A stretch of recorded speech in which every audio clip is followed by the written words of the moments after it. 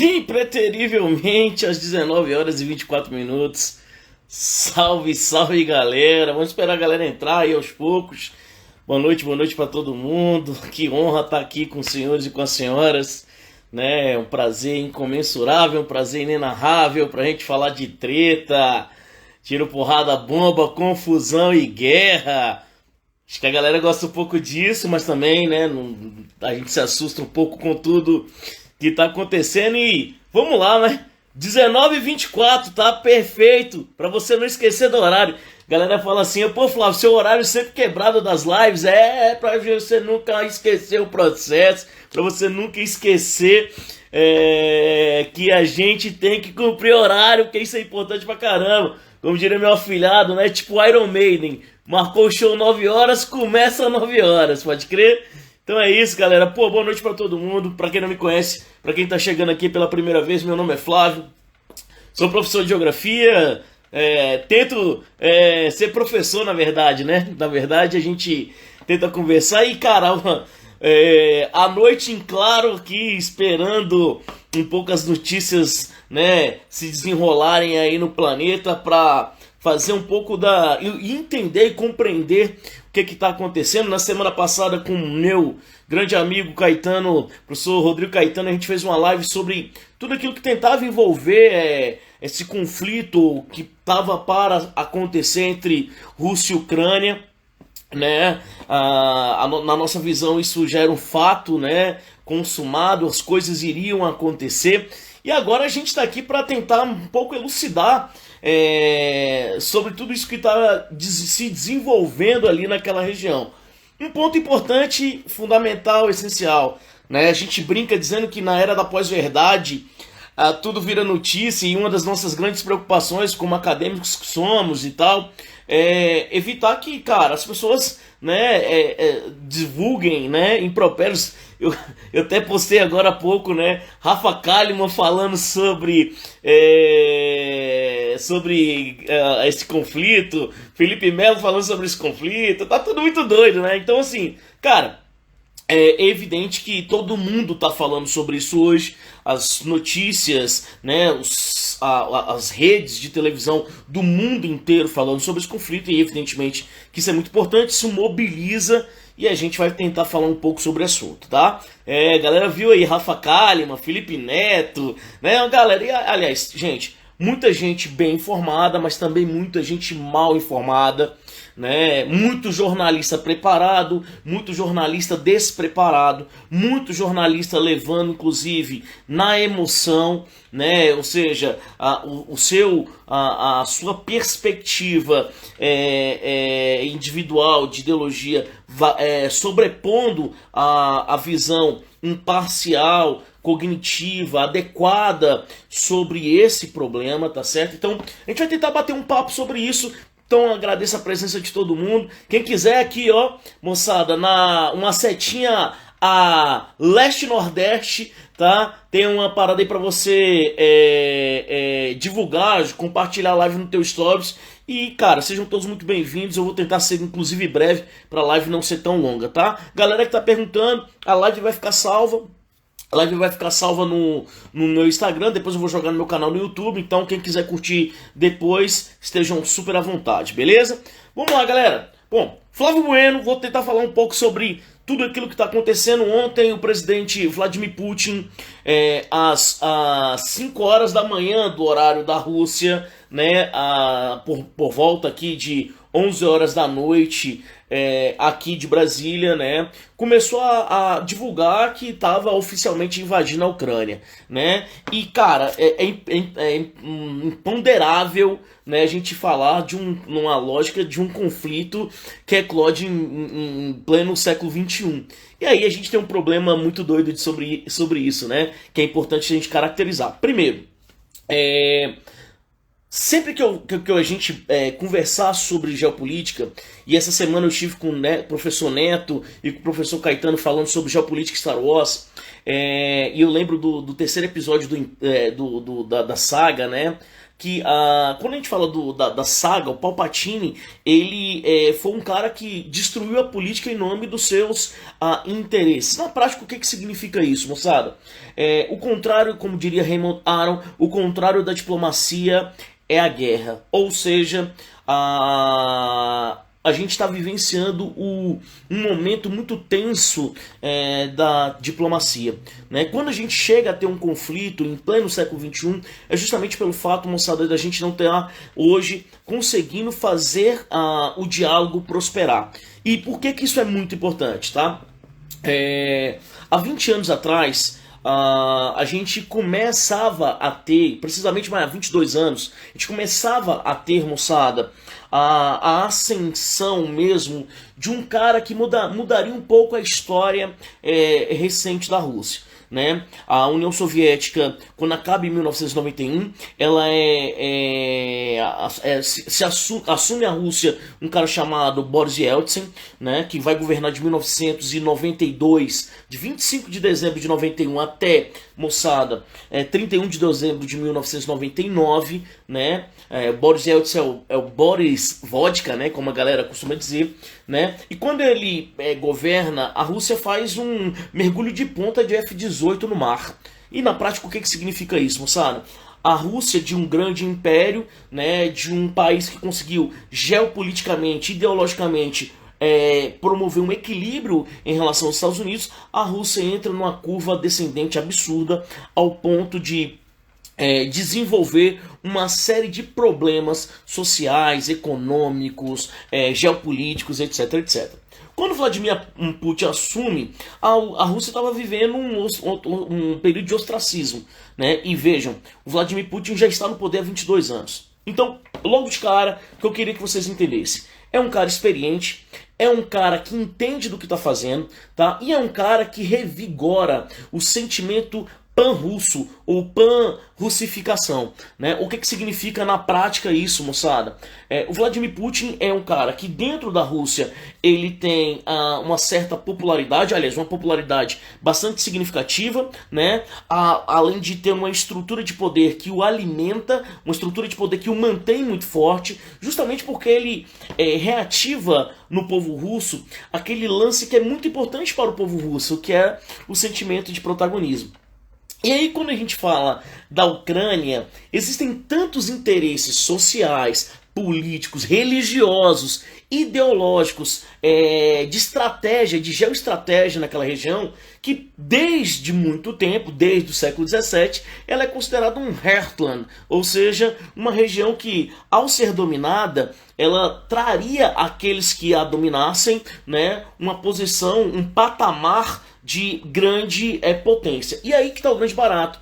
A Rússia, como nos ensina o grande professor Rodrigo Caetano, é um espaço importantíssimo. A Ucrânia é um espaço importantíssimo porque logo de cara ele é o berço da civilização russa, né? Galera que veio lá do norte, dos países nórdicos ou da região nórdica, desceu, construiu ali um reino chamado de Rus de Kiev, né?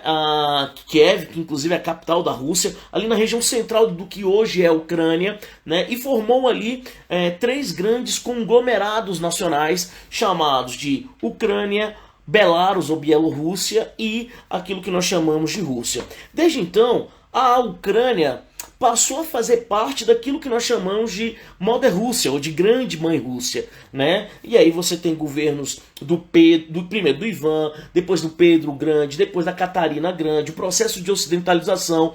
E a Rússia e a Ucrânia sempre estiveram envolvidas dentro da mesma conjectura política. Bom, quando a gente chega no século XX, o século XIX é o século do nacionalismo e o ponto final de Viena, que é a Primeira Guerra Mundial, acaba construindo, moçada, uma região ali cheia de instabilidade. E essa instabilidade permitiu que alguns estados daquilo que nós chamamos de Ucrânia tentassem ali a emancipação, a autodeterminação. Um estado precisamente da Ucrânia, em 1918, na região central, onde também, inclusive, você tem ali cidades importantes, como a própria cidade, a capital Kiev, né, conseguiram a sua independência. Só que lá na década de 20, no final da década de 20, já com a formação da União Soviética, a Ucrânia passou a fazer parte desse cenário, desse rol geopolítico das 15 nações que compunham a União Soviética.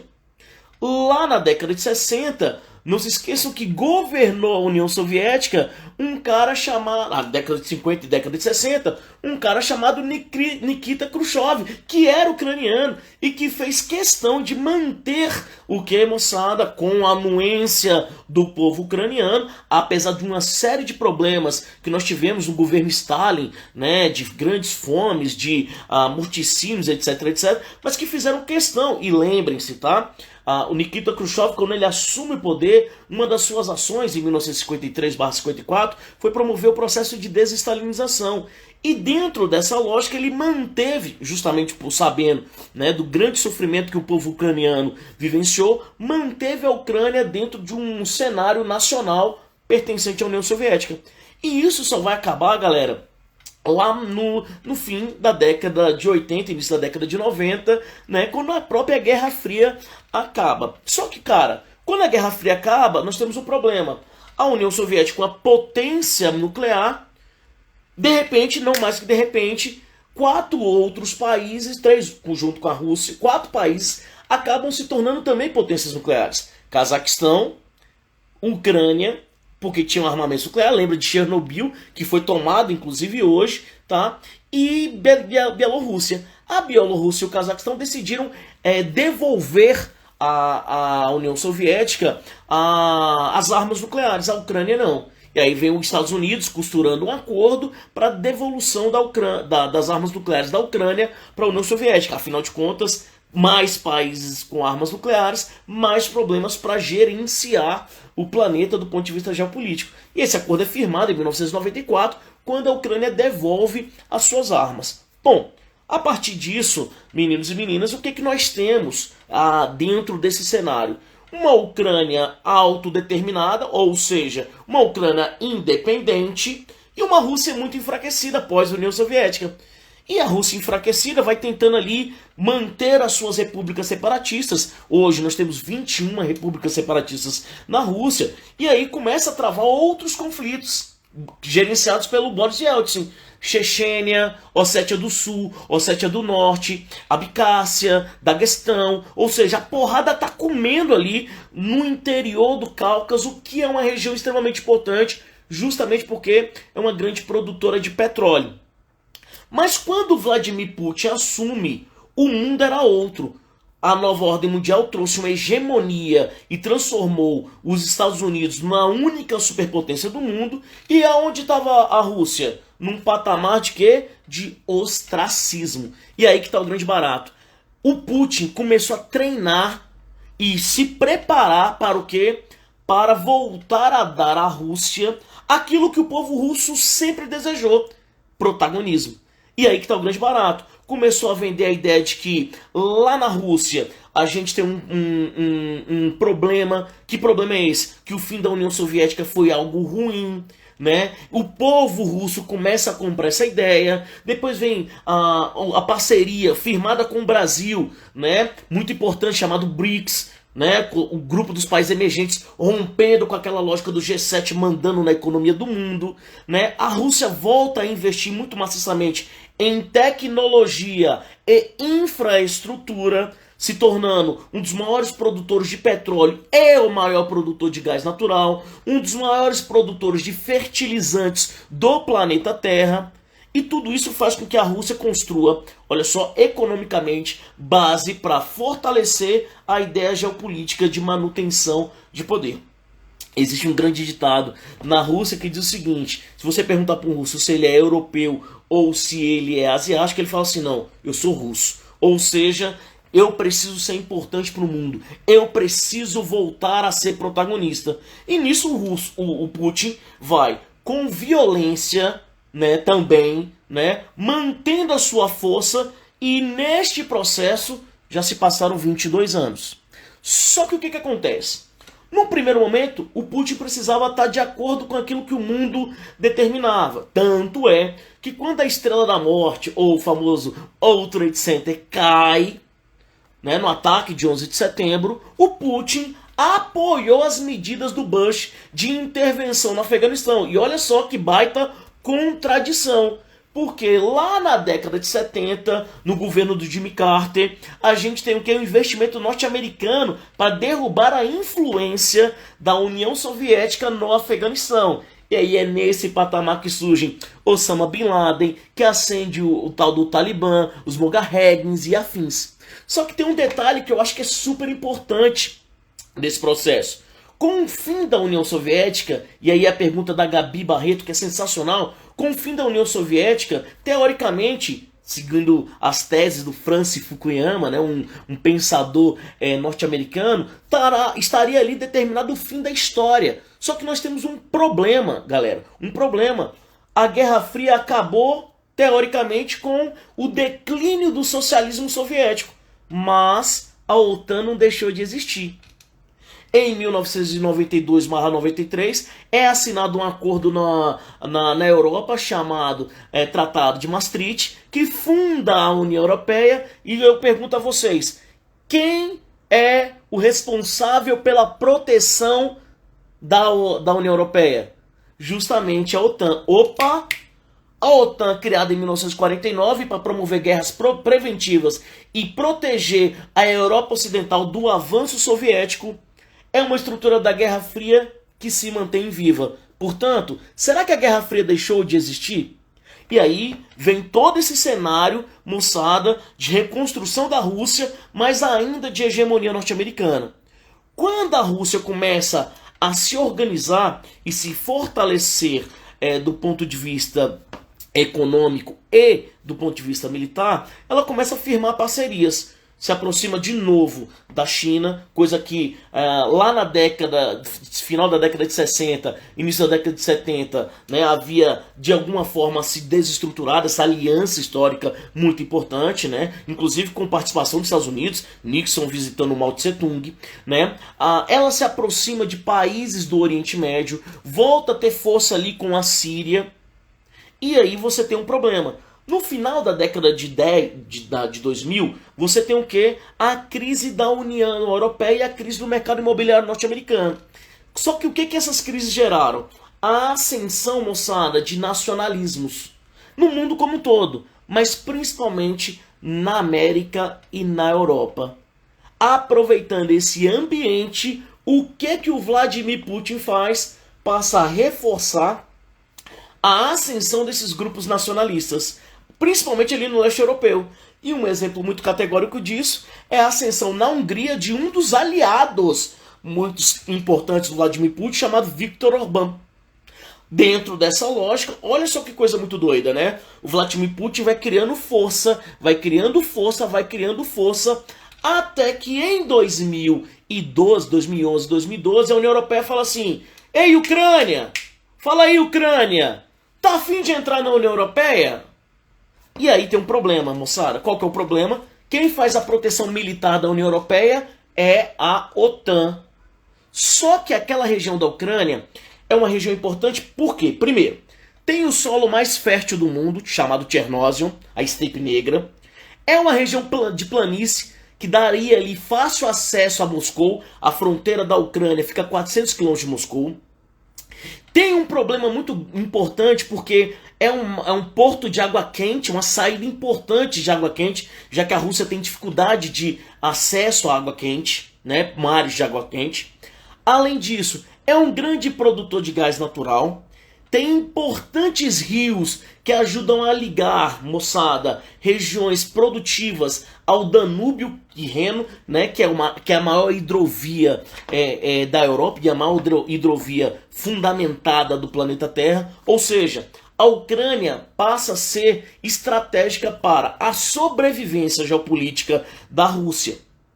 O que a Rússia faz? Fortalece o Alexander Lukashenko em Belarus, mas precisa ter um governo aliado no segundo país em território e no segundo país em força militar dentro da Europa, que é a Ucrânia.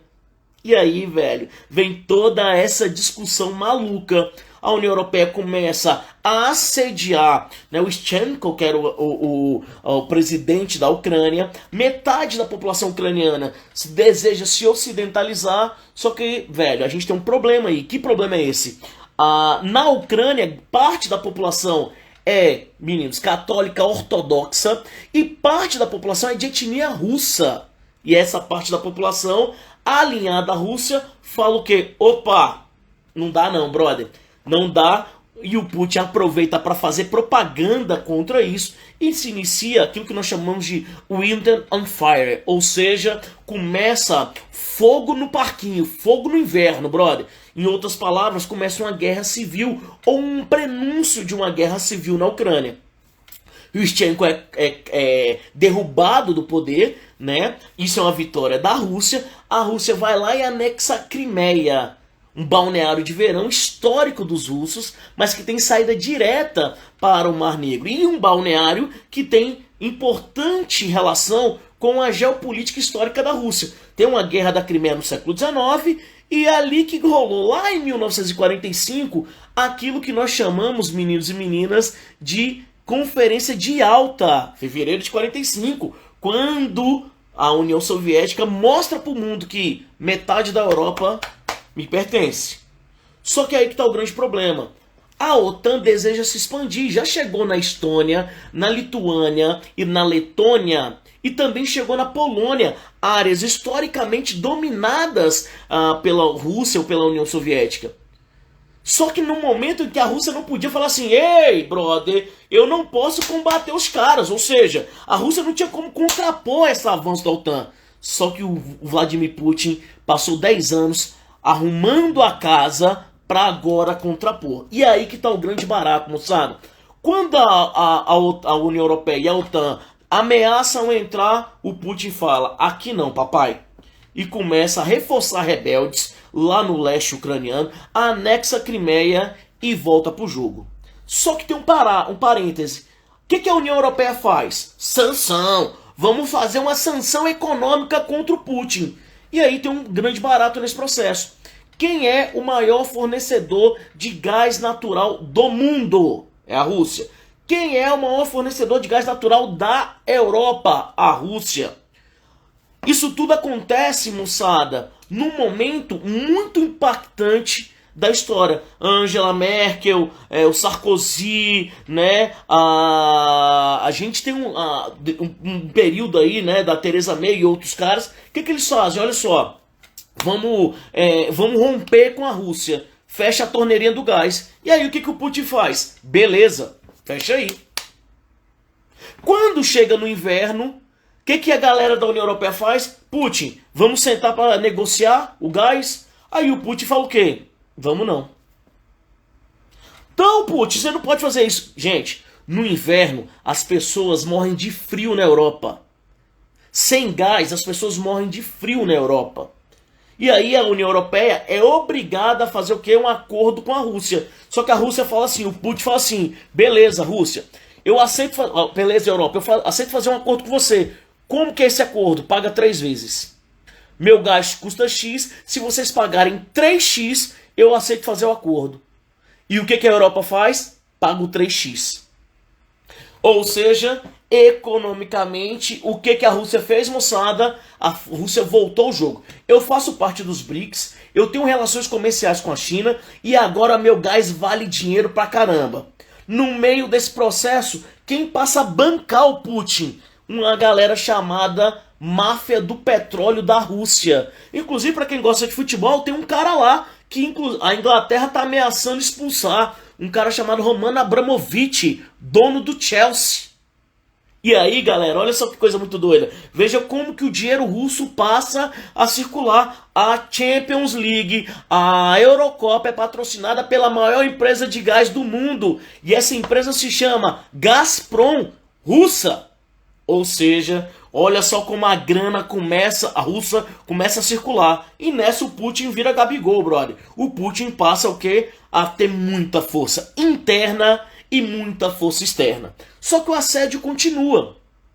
o assédio continua sendo, ali na União Europeia, continua sendo mantido. Só que o Putin, velho, assim, não existe coincidência em história, né? Mas, cara, é muito doido como as coisas favoreceram o Vladimir. Por quê? Explode um escândalo em 2012 lá nos Estados Unidos, chamado escândalo de espionagem. Um cara chamado Edward Snowden, que pro Marcus Morris, meu camarada, é um vilão. Pro mundo ele é considerado um herói. Espionagem dos Estados Unidos a empresas, a estados, etc, etc. A Alemanha fica indignada, o Brasil fica indignado, e esse cara foge. E ele foge e consegue abrigo político onde? Dentro da Rússia. A Rússia, moçada, passa a não só ter o gás importante pra caramba da Europa, como a Rússia também passa, meninos e meninas, a ter informações privilegiadas. E essas informações fazem a Rússia não ser somente importante do ponto de vista bélico, guerra física, como também ser importante naquilo que nós chamamos de guerra híbrida, a guerra tecnológica. A Rússia passa a promover a ascensão e o desenvolvimento de hackers, de um monte de caras, brother, especializados em derrubar sites ao ponto de influenciar a eleição dos Estados Unidos do Donald Trump. E por que ele tinha interesse em influenciar a eleição do Trump? Ele divulga e-mails confidenciais da Hillary Clinton, que eram supostamente da Hillary, né? Que fazem o Trump virar a eleição na reta final. Por quê? Porque o Trump também era nacionalista. E ao ser nacionalista, e aí a galera, tem um monte de gente falando assim, se fosse o Trump, não seria assim. Mentira, seria também. Por quê? O Trump é menos intervencionista do que os republicanos, são menos intervencionistas do que os democratas. E o Trump estava precisando, o que, moçada? Voltar os seus olhos, inclusive econômicos, para onde? Para dentro dos Estados Unidos. Ele era nacionalista, internalista. Qual é a consequência disso, meninos e meninas?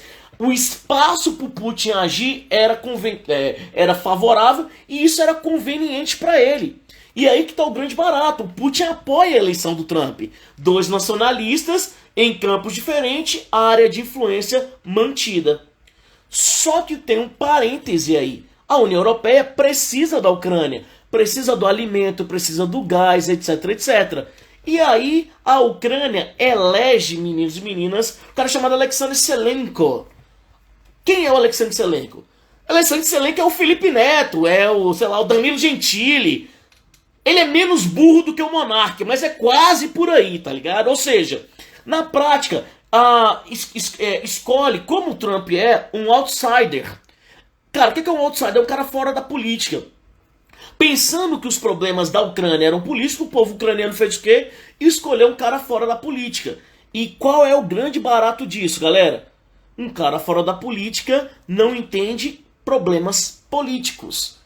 E o que resolve problemas políticos? A política. O que resolve problemas geopolíticos? A geopolítica. O Trump pensa o quê? Esse cara vai trazer problemas para mim. Problemas no sentido mais amplo da coisa. E aí começa, mais uma vez, a investir no fortalecimento de rebeldes. Derrubando sites do governo ucraniano, fortalecendo o ponto de vista bélico e estruturando as fronteiras. E aí começa uma guerra de palavras, tá, galera? E o que é essa guerra de palavras, né? É muito doida que nós vivenciamos. O Putin começa a mostrar para o mundo que eu tô de novo no cenário, eu cheguei aqui para comandar a minha área de influência. Se alguém se intrometer com essa área de influência, né, vocês terão problemas.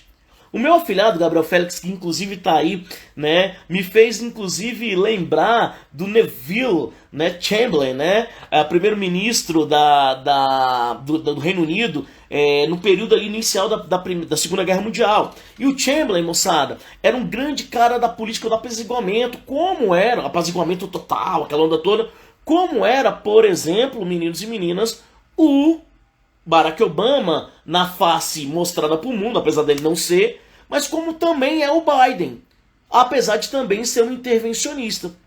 E aí o que acontece? Talvez nesse momento precisasse de um cara que fosse mais incisivo nas relações, mas não é o caso. Não é o caso, atual dos Estados Unidos, até porque os Estados Unidos precisa entender que perdeu parte do seu protagonismo. E aí que está o grande barato. O Putin ganhou força, o Obama lá atrás falou que invadia a Síria, e aí o que aconteceu? Não conseguiu invadir a Síria. Não conseguiu porque o Putin instalou bases militares na Síria, porque a Síria é importante para a saída do gás e do petróleo para o Mediterrâneo, não invadiu. O Putin passou a combater o Estado Islâmico. Os Estados Unidos falou que ia invadir a Venezuela. O Putin instalou bases militares na Venezuela. E aí a porrada começou a comer. Peraí, esse cara tá voltando pro cenário do mundo. E aí, com medo de perder o protagonismo, o que o Biden, quando assume, faz? Vamos avançar com a OTAN. Vamos avançar com a OTAN. Vamos avançar com a OTAN. E aí o Putin se posiciona. Se vocês colocarem a tropa aqui no meu portão, do jeito que vocês dançarem, eu vou dançar. Só não se esqueçam que eu sou uma potência nuclear. Galera, pensa comigo aqui, olha só. Uma arma nuclear, ela não serve para atacar alguém. Uma arma nuclear serve para não ser atacado por alguém. Como diria o grande estadista Harry Kissinger, né? É a famosa diplomacia do equilíbrio. Os Estados Unidos só é muito forte porque um dia a União Soviética existiu. Da mesma forma que a União Soviética só é muito forte porque os Estados Unidos um dia existiu, ou era, né, muito forte, ou a Rússia é muito forte porque os Estados Unidos existiu. Ou seja, é a famosa diplomacia do equilíbrio, eu preciso de um inimigo. E aí, no meio desse processo todo, veio uma pandemia que ferra a economia do planeta como um todo. E como ferra, foi nesse cenário, inclusive, que o Biden ganhou a eleição.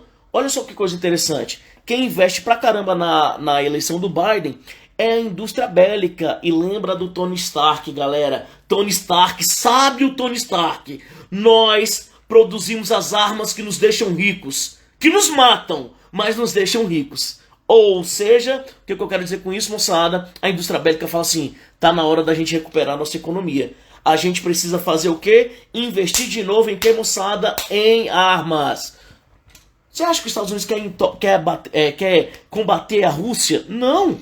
Ao contrário, os Estados Unidos desejam o conflito não direto, é uma proxy war, uma guerra por procuração, justamente pelo fato de, ao precisar de armas, a Ucrânia precisa comprar de alguém. Quem vende arma no mundo? Ou Rússia ou Estados Unidos. Se eu luto contra a Rússia, fala pra mim, de quem que eu vou comprar arma, moçada? A expansão da OTAN gera o quê? Também a expansão da política armamentista. Arma custa caro. Arma favorece a economia norte-americana. Por quê? Porque simples, meninos. A economia norte-americana só se desenvolveu por conta de dois elementos fundamentais. Olha só. Guerra e monopólio. Ou seja, pro Biden é muito legal que se tenha guerra. Pro Putin é muito legal que se tenha guerra. Mas no meio disso tudo tem o povo ucraniano. No meio disso tudo tem um cara outsider na política ucraniana que deve ser derrubado. E que, bicho, meninos e meninas, o Putin quer um cara alinhado a ele, né, a Rússia, e os Estados Unidos quer forçar uma barra, meninos e meninas, para instalar tropas militares a 400 quilômetros de Moscou. Ponto. É simples assim, não tem mistério. Só que qual é o grande problema disso? Tem 3 meses que a gente está falando desse assunto. Tem 3 meses que a gente está falando que vai atacar. O Vladimir Putin inteligente foi fazer exercício militar lá na Finlândia para fazer a surpresa. E fez. Reconheceu os 2 territórios ali do Dogan, né? Principalmente o Donetsk, riquíssimo na produção de gás natural, tá certo? Que é de maioria russa, né?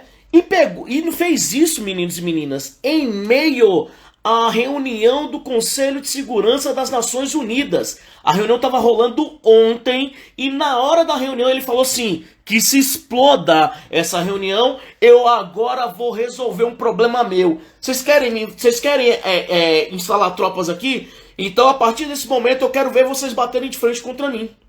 E mais uma vez, a única vez que um país atacou o outro do ponto de vista nuclear foi em 1945, em agosto, Hiroshima e Nagasaki. Desde o momento que a gente teve um outro país com armas nucleares, Nunca mais um outro país utilizou uma arma nuclear. É a diplomacia do que, moçada? A diplomacia do equilíbrio. A arma nuclear da Rússia, de alguma forma, equilibra o jogo. A Rússia tem 6.300 ogivas nucleares. E a maior ogiva nuclear já produzida na história, que é a Tsar Bomb. Ou seja, pode vir, Estados Unidos. Você quer vir mesmo? Você quer trocar essa ideia comigo? Você tem coragem? E eu brinco sempre dizendo o seguinte. Se você falar no ouvido de um americano assim, ó, Rússia, ele se treme todo. E não é de prazer, brother. Ele se treme todo porque sabe do poder. E tem um parêntese nesse processo, que é a doutrina justamente da destruição mútua assegurada. Perfeito, Gabi. E tem um elemento muito forte nesse processo, galera. E que elemento é esse? Tem um cara que é discreto pra caramba da diplomacia, falando assim, a Rússia tá certinha em defender a sua zona de influência. E quem é esse cara? É um cara que tem o maior exército do mundo, a segunda maior economia do planeta, que vai superar a economia norte-americana. Vai superar a economia norte-americana até o final da década de 30, no máximo, no máximo. E esse cara se chama China. Olha só que coisa muito doida, gente. A China passa a fazer o quê? Vem cá, Estados Unidos. Deixa eu te contar uma coisinha aqui, ó.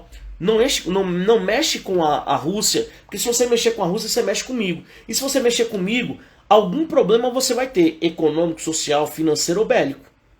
Sacaram a lógica? Ou seja, treta, brother. Treta da treta da treta da treta. Qual que é o grande problema disso? Como diria Eric Hartmann, né? Uma guerra é um lugar, moçada, onde jovens que não se conhecem e não se odeiam morrem, né? Por conta de decisões tomadas por velhos que se conhecem e se odeiam, mas não se matam, mas não morrem, né? Mas não matam. Ou seja, na prática, o que nós estamos vendo, moçada? Uma proxy war, uma guerra de procuração, e no meio desse processo está a Ucrânia. Isso vai descambar para uma terceira guerra mundial? É muito difícil que isso aconteça, até porque, do ponto de vista bélico, para vencer a Rússia, você tem que vencer como infantaria. Eu acabei de ver um jornalista da Globo, né, falando que o Putin é um pária da geopolítica. Por favor, gente, o Putin está longe de ser um pária da geopolítica. O Putin está defendendo sua zona de influência, claro, mas ele é um autocrata, ele é um déspota, ele é um maluco, ele é um cara super violento internamente, ele apesar de dizerem, né, que na Rússia tem eleições livres, ele está contrapondo a autodeterminação dos povos, o direito de a autoescolha da Ucrânia, mas se tem uma coisa que ele não é bobo. Existe um vácuo muito importante dentro da Europa, porque a maior estadista que a gente viu no planeta Terra nos últimos 20 anos, a Angela Merkel, acabou de sair. O Scholz entrou, mas está verde, não sabe ainda como agir. O Boris Johnson é um pateta, sacou? Ele não sabe se vai continuar primeiro-ministro amanhã, sacou? Ou seja, é um cara que também foi bancado pelo Trump e é uma dessas anomalias, porque a Inglaterra podia ser um fiel da balança se não tivesse saído da União Europeia, ou seja, se tivesse promovido o Brexit ano passado. E você tem o Macron. O Macron é o cara, moçada, que o maior interesse dele é ele que consegue conversar com Putin, mas o problema dele é justamente o quê? Ele tem eleição agora esse ano. E essa eleição agora, meninos e meninas, é decisiva para ele, porque existe uma ascensão da extrema-direita com a Marine Le Pen na França. Ou seja, olha só que vácuo de poder absurdo que nós temos. E nesse patamar, o Putin, né, nesse contexto, o Putin conseguiu ascender como o principal estadista do planeta Terra hoje. Simples assim. A gente não tem mais um país para ser a fonte de equilíbrio. Por exemplo, seria o Brasil. A gente não tem mais esse cara. A gente não tem, por exemplo, moçada, hoje um país asiático que também pode ser um equilíbrio. Ou seja, a gente está numa situação bem complexa. Mas para ocorrer uma guerra mundial, você teria que invadir a Ucrânia com tropas norte-americanas e chegar até a Rússia e matar o Putin. Vocês acham que isso vai acontecer? Na boa. Vamos lá, olha só. O Iraque, que é muito menor, demorou pra caramba pra ser derrubado, Saddam Hussein. O Bashar al-Assad tá lá até hoje. né? A teocracia do Irã se mantém até hoje. O Gaddafi caiu e só depois que caiu, e até hoje é um caos a Líbia. Cuba se mantém, Coreia do Norte se mantém, Vietnã deu um ataque nos norte-americanos. Vocês acham que o Putin corre o risco? Não tem como, cara. Não tem jeito, não é viável isso. Aliás, o Biden hoje, na sua declaração, falou: não vou atacar a Rússia, não vou me envolver se...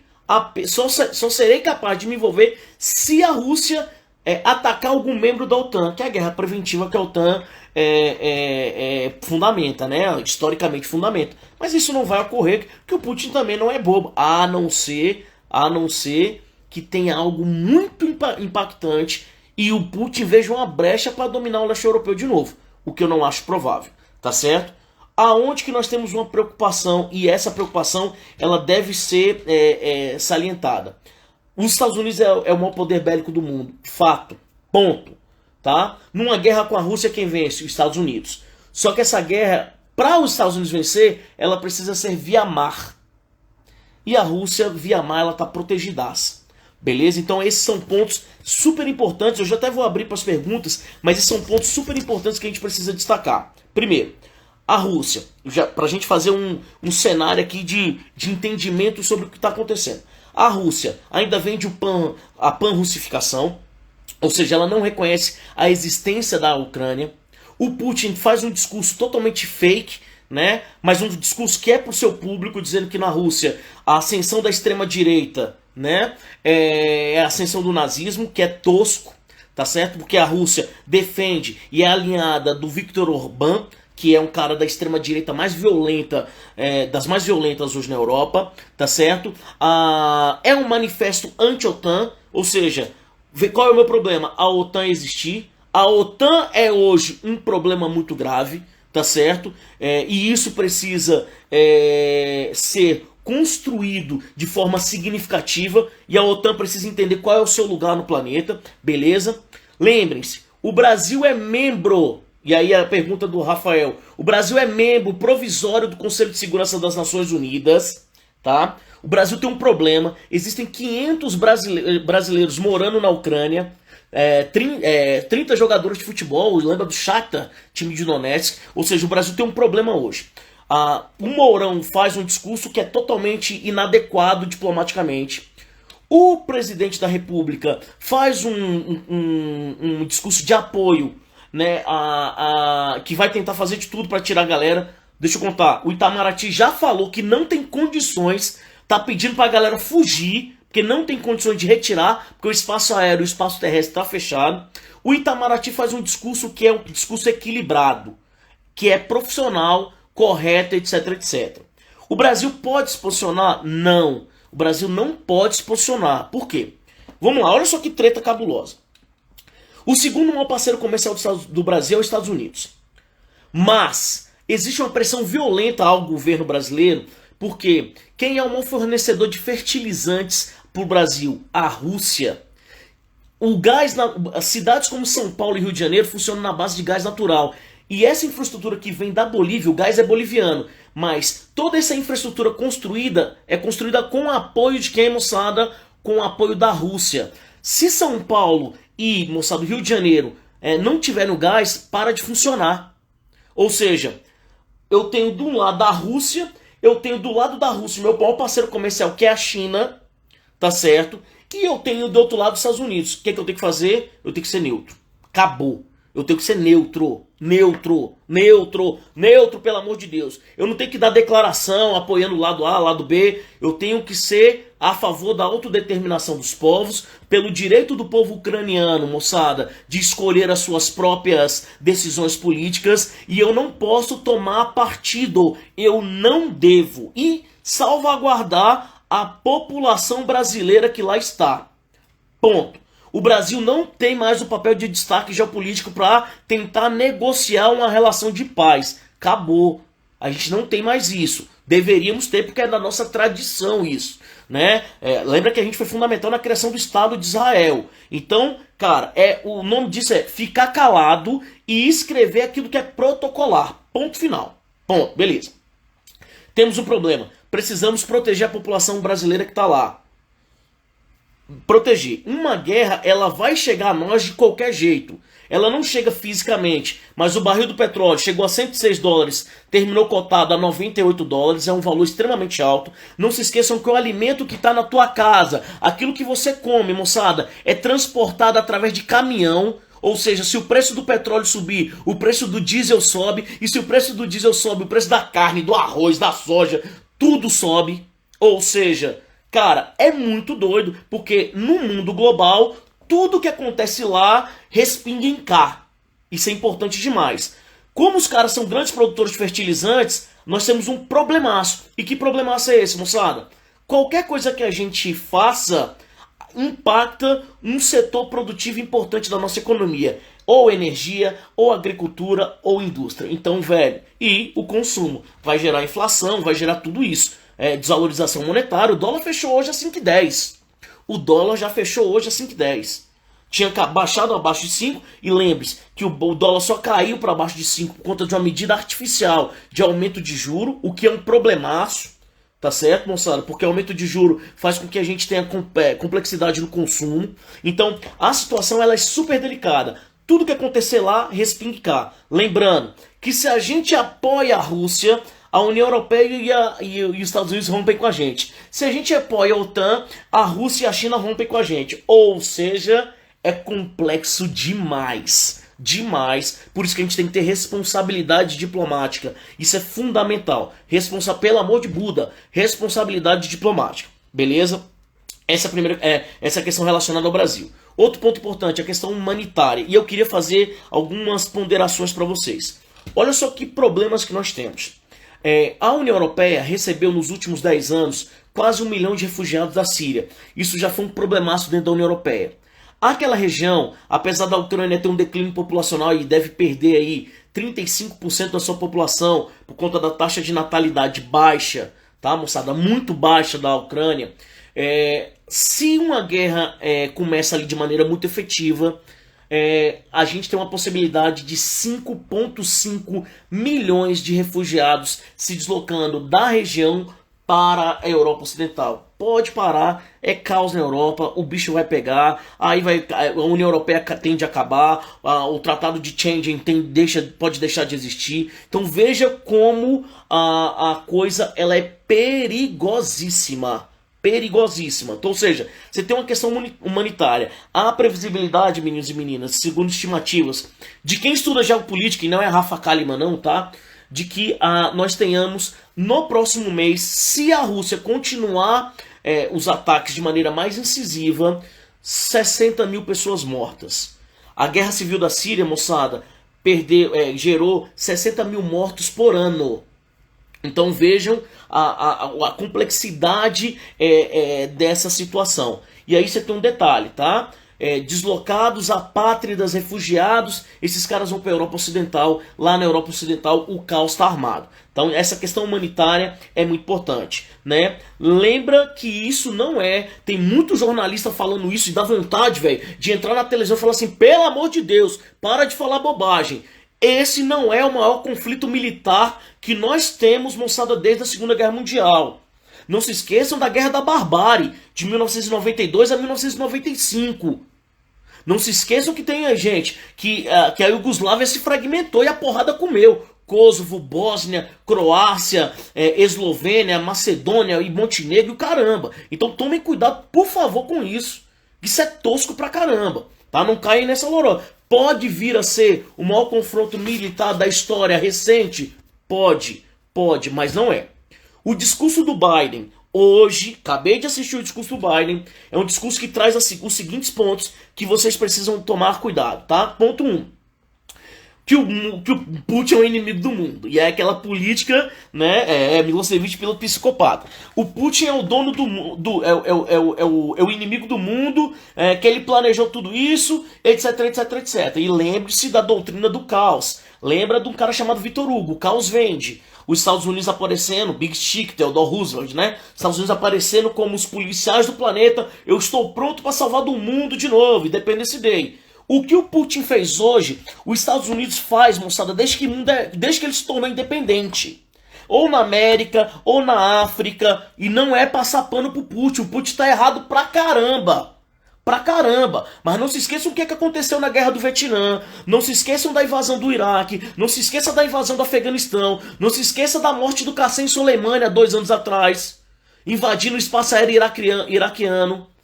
Matando um chefe de Estado ou um cara do Estado iraniano. Não se esqueçam o que os Estados Unidos fez com o Iêmen. Não se esqueçam o bombardeio à Líbia. Ou seja, o que os Estados Unidos, o que a Rússia fez hoje, os Estados Unidos faz toda hora. Então não caiam nessa lorota de que os Estados Unidos está preocupado com a paz mundial, Papai Noel, Coelhinho da Páscoa. Isso é mais lenda do que o Palmeiras ser campeão mundial. Isso não existe. 2. O Biden estabelece fundamentalmente que há um rompimento definitivo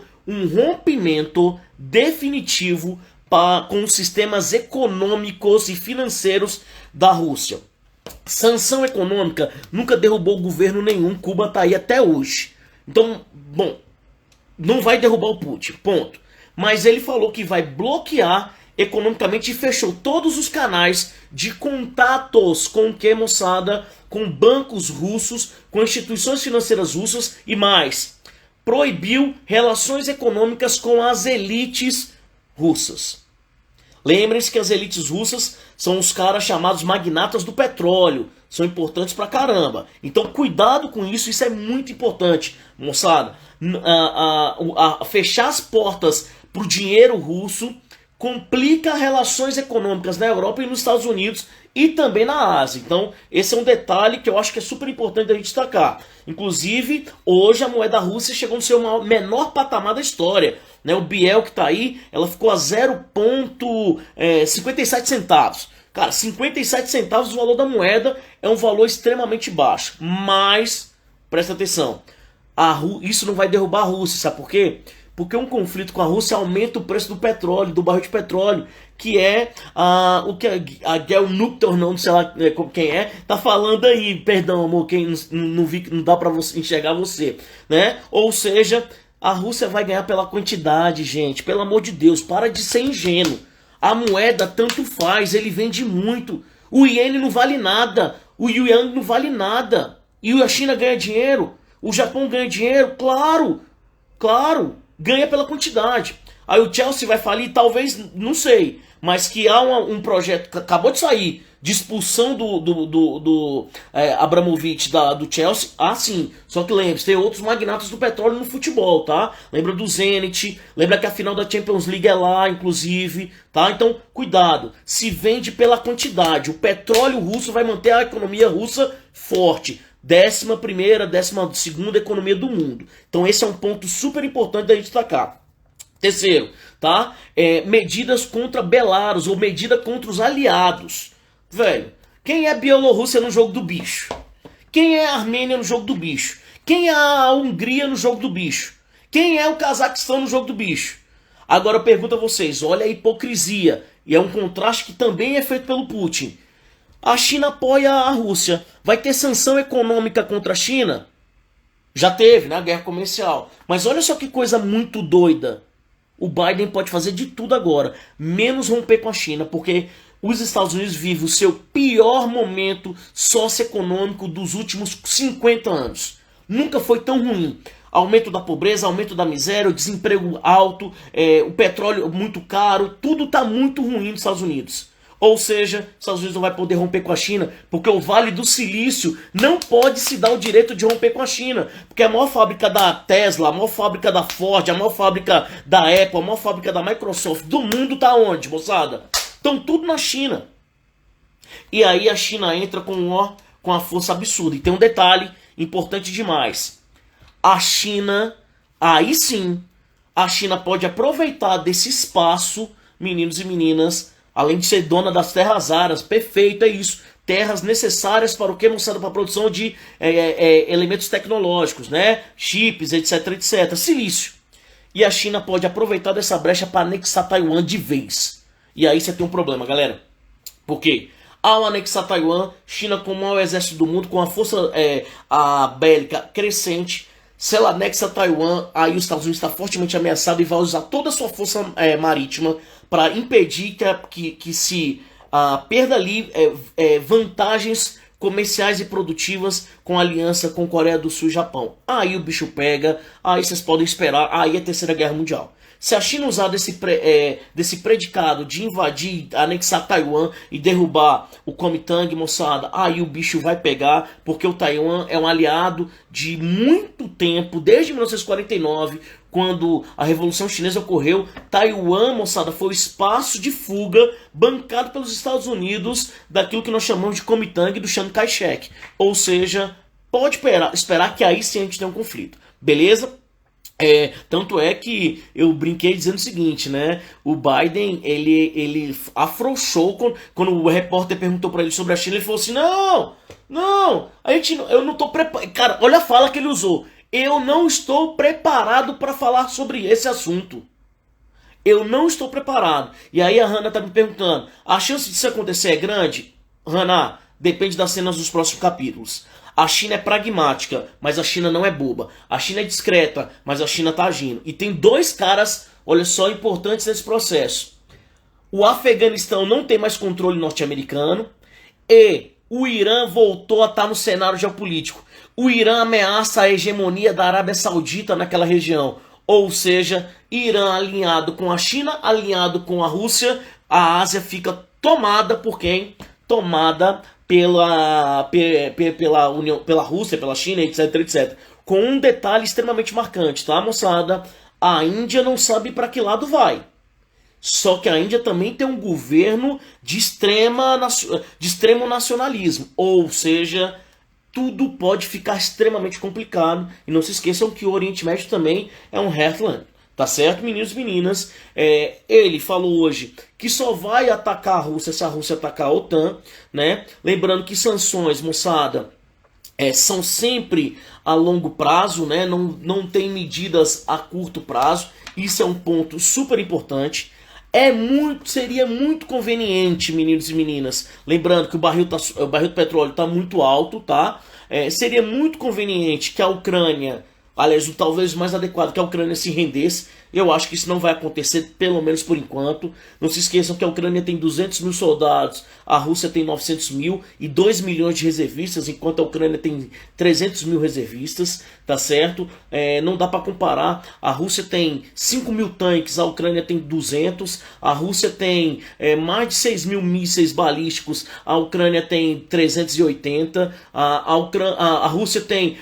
Cara, o ataque hoje parecia Vietnã, né? Guerra de helicóptero, os helicópteros bombardeando. A Ucrânia não vai conseguir combater nisso, então a derrota ela é muito eminente, tá certo? Não se esqueçam, isso é importante, tá?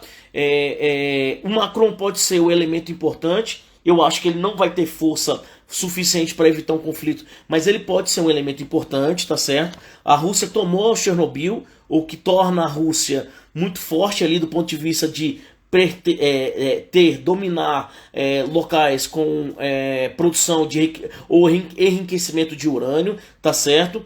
É uma guerra híbrida, vai ser a gente está pensando muito na guerra física, né? Mas a Rússia vai começar a derrubar site, vai começar a derrubar instituições financeiras, e isso pode gerar um problema gravíssimo para os Estados Unidos. Imagina só você derrubar o site da Receita Federal, do Federal Reserve nos Estados Unidos. Ou seja, a Rússia tem um poder de guerra híbrida gigantesca, tá certo? E, meninos e meninas, um ponto importante, né?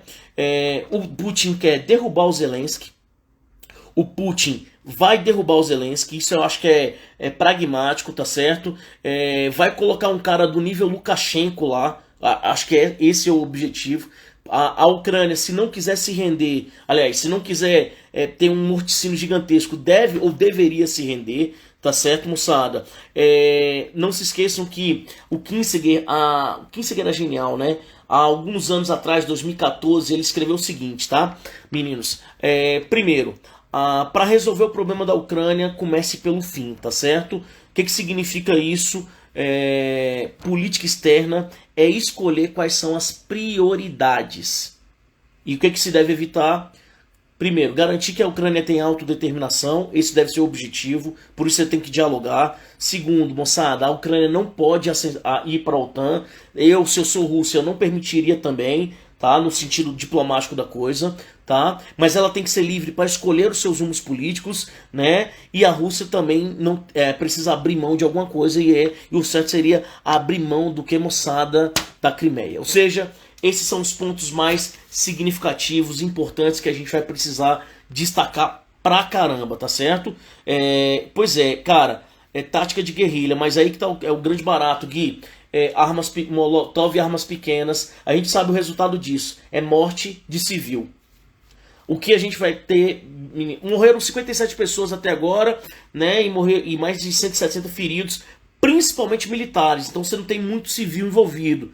Mas quando começar a morrer civil, galera, pode esperar que aí a tendência é morticínio mesmo, e a Ucrânia não tem condições de combater a Rússia, pelo menos se não tiver apoio aí do Ocidente. Beleza? Então esses são pontos importantes. Eu vou abrir aqui inclusive para as perguntas, né? Deixa eu ver quais são as perguntas, tá? Vou deixar a live salva. Como o resultado desse conflito influencia a relação Taiwan e China? Eu acho que aí ter uma hipocrisia. A Rússia apoia separatismo, mas é contra os seus próprios separatismos. A China já é favorável ao que, moçada, que a gente dialogue em relação a... Lembra que a China tem um país, dois sistemas, né? Ou seja, eu acho que a China vai aproveitar desse espaço para avançar com a tomada de Taiwan, tá certo? Lembra que Hong Kong é um caso um pouquinho diferente, tá? O que vai valorizar mais, diria meu irmão Gabriel Prazeres, o petróleo ou a vodka? A vodka já é cara pra caramba, né? Então aguarde, porque a gasolina vai ficar muito caro. A Gabi tá perguntando assim: Flávio, o que acha do avanço da OTAN pro leste europeu? Ele tinha como saber o que ia acontecer, né? O Biden sabia que a consequência deste avanço seria o que, Gabi? O conflito. Ponto. Os Estados Unidos sabia disso e ele sabe muito bem o que aguarda esse avanço, tá certo? Então esse é um ponto importante. Em 94, a Ucrânia entregou seu arsenal. Perfeito, Rafael. Garantia que a Rússia nunca mais iria atacá-la.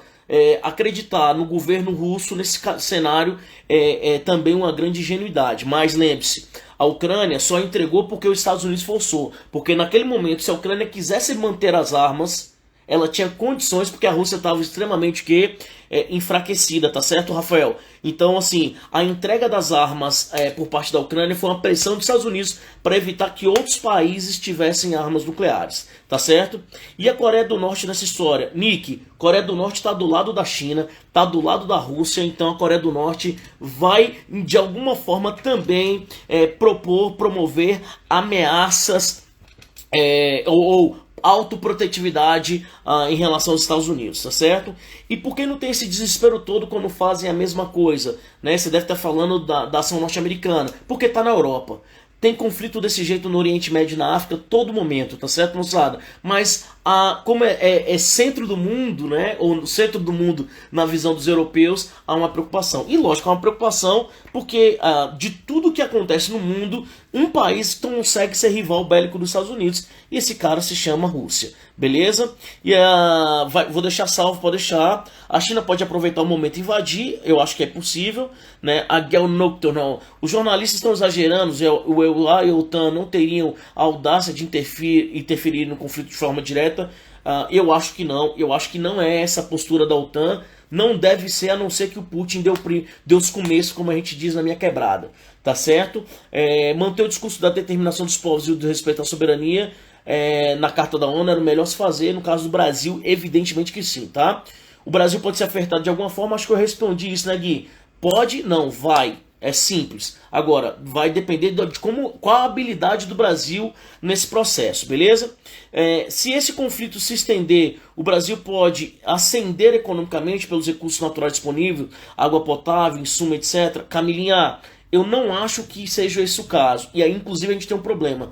Para manter esses recursos vivos, a gente tem um detalhe que eu acho que é muito importante. A gente precisa muito de aporte financeiro que vem do mundo todo, principalmente da Europa. Então, se esse conflito se estender e afetar a Europa deixa de investir na nossa proteção ambiental. Então, isso também, retirada de recursos, a situação já está muito complexa, pode ser também um problema, tá? Se o presidente do Brasil não ficar quieto, o Brasil pode sofrer sanções econômicas, sim, tá? Você vê semelhanças entre o Putin e o Hitler. Acho que, cara, o Putin quer ser o novo czar. Gente, só pra vocês terem uma noção, o Putin mudou a Constituição e na Constituição, moçada, o Putin fez o seguinte: ele permitiu a manutenção dele no poder até 2000, vejam, até 2036. Ele vai superar o Nicolau II e ele vai superar o Stalin. Então ele é chamado de um novo czar, tá certo? E aí, cara, existem semelhanças, existem outras perspectivas, mas sim, não se esqueçam da Padmé, né? Da fala da Padmé, né? É assim que a gente vê a nossa liberdade indo embora, ao som de aplausos, né? Padmé, grande personagem de Star Wars, tá certo? Então, eu acho que a Rússia passa por um problema muito forte internamente, né? Hoje a gente teve mais de 700 pessoas presas, 700 pessoas presas por protestarem a favor da paz lá na Rússia. 700 pessoas presas, ou seja, o Putin é um autocrata maluco, né? Maluco no sentido, né, de para manter o poder ele vai fazer de tudo. Ponto, tá certo? Cuidado. Uma coisa é isso. Uma outra coisa completamente diferente é permitir que a OTAN avance em direção à sua zona de influência. Isso é uma coisa, aquilo que o Putin vive lá internamente é outro, então a gente precisa separar essas coisas, tá certo, meninos? Deixa eu ver que tem mais pergunta. Deixa eu ver aqui. Se estender o Brasil, acho que não, acho que eu respondi todos, né? Todas as perguntas, deixa eu ver se eu não tenho. Flávio, você acha que o Brasil deveria focar agora no agrícola? Chance da crise do gás ainda no chance de crise de gás ainda no inverno vai depender do que a União Europeia definir hoje. Tem reunião do Conselho da União Europeia agora, tá, Cardim? Então é possível que isso aconteça, tá? Crise. Se o Putin fechar a torneirinha, começa a morrer gente. Eu acho que a União Europeia não vai fazer isso. O presidente ucraniano disse que vai armar a população. Isso faz sentido ou adianta alguma coisa? Adianta, Elisa. Adianta para morrer mais gente. Adianta para morrer. O Putin foi muito claro. Se vocês se decidirem, eu não vou atacar civil. Se vocês quiserem se armar, pode vir que o bicho vai pegar. Então, eu acho que é irresponsabilidade do Zelenko fazer isso, tá certo? Eu acho que no meio disso tudo, os Estados Unidos vai aprovar, medidas protecionistas, beleza? Eu acho que o B. Santos está perguntando: você acha que a Rússia vai tentar impedir o avanço da OTAN no resto do leste europeu? Eu acho que na Ucrânia, sim. Eu acho que Letônia, Lituânia, Estônia e Polônia, eu acho que é um vespeiro muito complicado para a Rússia se manter, tá certo? Os países próximos da Rússia e fora da OTAN estão correndo perigo de serem atacados também? Eu acho que sim. Eu acho que Belarus principalmente, mas eu acho que ninguém vai atacar sem que haja aí uma coisa muito grave se desenvolvendo. Algum palpite sobre a finalidade, algum ataque de retirada ou ocupação fora Donetsk e Lugansk? Guigui, eu acho que Donetsk e Lugansk já era. Já era.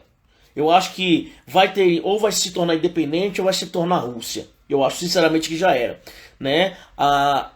Eu acho que a derrubada do governo russo, do governo ucraniano, é o próximo passo. Na hora que o governo ucraniano cair, eu acho que a tendência é que o Putin recue suas tropas, tá certo? E Portugal, a Vic tá lá em Portugal nessa história. Portugal é super neutro, né? O que Portugal pode ter é sofrer com a política de controle de gás da Rússia. E aí, no inverno, sempre há um sofrimento, apesar de Portugal sofrer menos, porque tá ali na Península Ibérica. O Iago: caso a Ucrânia se renda, como ficaria a política global? Poderia piorar a guerra global? Iago, deixa eu te falar uma parada. Se render não significa que a população vai perder a sua capacidade de escolher o próximo representante. Mas o certo era a gente sentar e dialogar, né? As grandes potências, ao invés de fortalecerem o tom beligerante, sentarem para evitar a morte de ucranianos, né? Mas eu infelizmente acho que há uma tendência ainda contínua de na próxima década a gente ainda ter muitos grupos ou líderes nacionalistas no poder. Eu acho que nesses próximos 6, 7, 8 anos, esses caras ainda se manterão no poder, tá certo? Acho que isso é muito importante. O Rafa tá na região de Vêneto, na Itália, ali perto de Veneza, Genoa, etc. Hoje a movimentação bélica aqui foi intensa. Inúmeros veículos militares. Lembrando que a Itália, Rafa, é membro da OTAN, né? Então, como é membro da OTAN, vai apoiar os Estados Unidos em qualquer ação, tá certo? O homem é o lobo do homem, já diria Thomas Hobbes, exatamente, tá? A Mari tá perguntando o seguinte: se a Ucrânia se render, o que acontece? Se unifica com a Rússia? Eu não sei se unificar, mas ter ali um governo controlado pelo Putin, como acontece em Belarus. Eu acho que essa é a tendência, tá? O dólar aumentaria nessa situação, o dólar vai, se continuar o conflito, acho que o dólar tende a dar uma nova disparada, tá certo? Deixa eu ver mais se tem alguém. Coreia do Norte, o Marcos. Por que diferente do que ser notícia? Essa não é um maior conflito. Por que diferente do que se noticia? Esse não é o maior conflito após a Segunda Guerra Mundial. Porque você tem fragmentação da Iugoslávia, você tem a Guerra da Bósnia. A Guerra da Bósnia matou gente pra caramba, né? Guerra da Barbárie, né? O conflito mais sangrento da Europa pós Segunda Guerra Mundial. Não dá nem pra se comparar, uma guerra que acabou de começar. Agora, pode ser que a guerra na Ucrânia se torne maior, saca, Marquinhos? Mas esses caras estão malucos. Cara, jornalista, é professor de relações internacionais, Felipe Neto, esses caras são loucos. Estão falando um monte de bobagem, não tem sentido nenhum. Pode crer? Deixa eu ver mais. Tem mais alguma pergunta? Acho que é isso. Deixa eu ver. Peraí que apareceu mais 6. Deixa eu ver se eu consigo identificar se tem mais. Acho que é isso mesmo. Deixa eu ver. Deixa-me ver. Flávio, sobre a quarta emenda que chama. A quarta e a quinta emenda. A Madu Lemos está falando. A quarta emenda é sobre ataque a qualquer tipo de. A qualquer membro da OTAN. E isso é a quinta emenda. E a quarta é proteger qualquer país que possa vir a ser aliado com a partir de guerras preventivas. Ou seja, apoiar guerras que interessem a proteção dos membros da OTAN. Tá certo? Vai sim pro YouTube, beleza? Acho que é isso. Deixa eu ver. Porque tem umas perguntas que você não respondeu. Quais? Vai colocando aqui no chat para eu responder.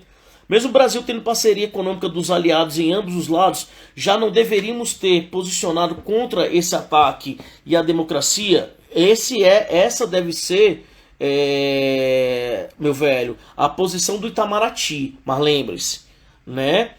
A diplomacia é a arte de escolher prioridades. A gente tem que ser muito sábio a fazer isso. E o Brasil não pode correr o risco de sofrer algum tipo de sanção num momento muito grave da nossa economia. Não se esqueça que a gente está num momento péssimo da nossa economia, né? Então, fechar as perguntas e abrir de novo. Eu não sei como é que faz isso não, gente. Sinceramente, tá? Como é que faz isso? Então, não dá pra gente. Eu fechei e abri, inclusive, várias vezes, né? Mas não dá pra gente entrar, Matheus, nessa onda, sacou? A gente tem que tomar muito cuidado porque tem um povo brasileiro que precisa da nossa ajuda, tá certo? Então tem que tomar muito cuidado, beleza? Fernando, faz a pergunta de novo aqui no chat, meu velho. Faz a pergunta de novo que eu respondo na hora. Que isso, gente? Primeiro eu tenho que agradecer. Cara, como eu tô feliz com a presença de vocês. Ver gente aqui que eu não vejo há muito tempo. Que legal, cara. Vem do fato da Rússia chegar metendo louco, saca? Até Biden tá afirmando que o Putin tá planejando a mesa. Mas vamos lá, Thalitinha. O Putin meteu louco, a Rússia meteu louco, né? Como os Estados Unidos sempre meteu louco também, né? A guerra, como diria Churchill, é vencida por quem tem condições de vencê-la, né? Então, o Putin encontrou um ambiente favorável para isso. E só é a guerra porque não há diplomacia, não há geopolítica. Como não há geopolítica, a consequência é conflito, não tem jeito, tá certo? O objetivo do Putin é manter a sua zona de influência protegida. Beleza? Acho que é isso. Deixa eu ver se tem mais algum. Fernando, tem chance.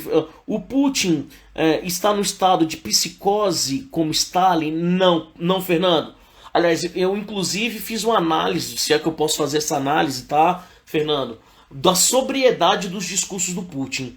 eu acho que o Putin está, inclusive, entendendo perfeitamente o que ele pode ou não fazer. E ele está extremamente calculista. Agora, você pode falar que ele pode ser sádico, que ele pode ser um sociopata, etc, etc. Que eu acho que ele está sendo, inclusive, muito estratégico na posição dele. Ele só atacou a Ucrânia agora porque ele sabia que ninguém poderia fazer nada contra ele. E eu acho que a tendência é essa. Tá certo? Então acho que não, tá? Que isso, Nick. Obrigado, gente.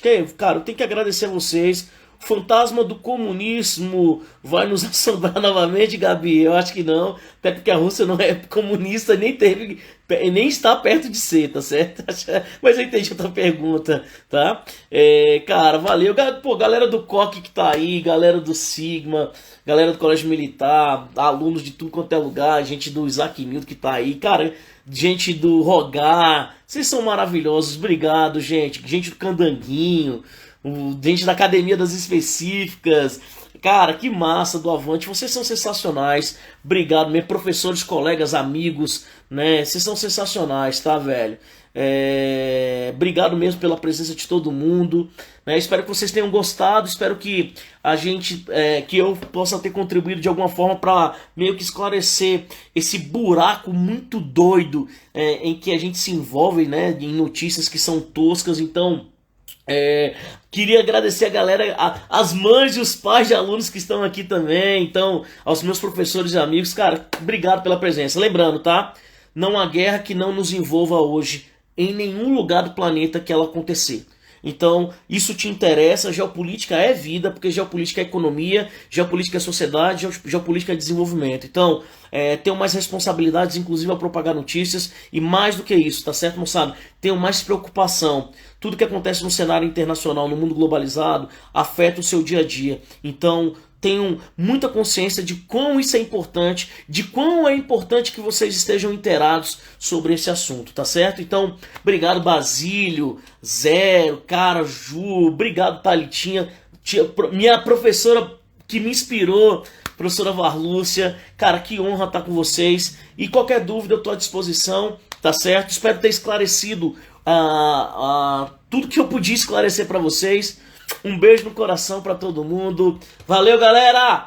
Fui! Tamo junto e não se esqueçam, tá? Geopolítica é vida, galera. Valeu! Fui! E a live vai estar salva, beleza? A live vai estar aqui no Instagram, vai estar no meu canal no YouTube. E é isso aí. Valeu! Um beijo pra todo mundo. Tamo junto. Tchau! Ah, meu irmão tá aí, olha só, meu irmão. Larinha, galera do Rogar, caraca, velho. Galera da L2, L2, seus lindos. Que massa vocês, galera da 912, né? Cara, muito fera, muito fera. Que bom estar com vocês. Que bom mesmo. Obrigado mesmo pela presença de todo mundo. Pô, tem galera até da Itália hoje participando. Que massa, velho. Que massa, que massa, que massa.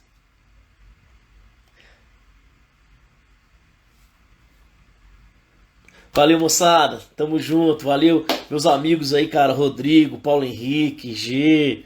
Que legal. Bom demais estar com vocês. Beijo no coração. Esperando a galera sair aos poucos aí.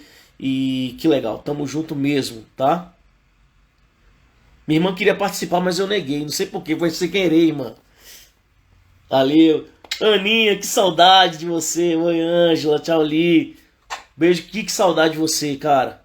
Dei ralé na área, parceiro. É nóis. É nóis.